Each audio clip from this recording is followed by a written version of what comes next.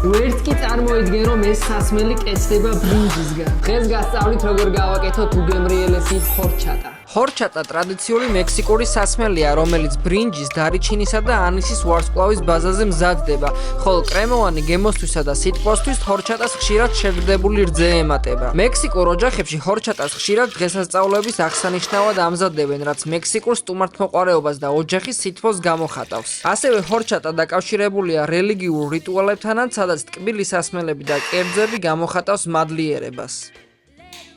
ამ რეცეპტით ვიღებთ დაახლოებით 1 ლიტრამდე ჰორჩატას, რომელიც შეგიძლიათ მიირთვათ ყავასთან ერთად ან პირდაპირ ან კიდევ რაიმე კოქტეილში. გადავიტანოთ ჰორჩატა ყინულიან ჭიქაში და მივირთვათ გემრიელად. ძალიან გემრიელია. ზამთრის არომატებისთვის დამახასიათებელი გემოები აქვს, ძალიან კარგად იგრძნობა დარიჩინი, ანისის ვარსკვლავი და მიხაკი.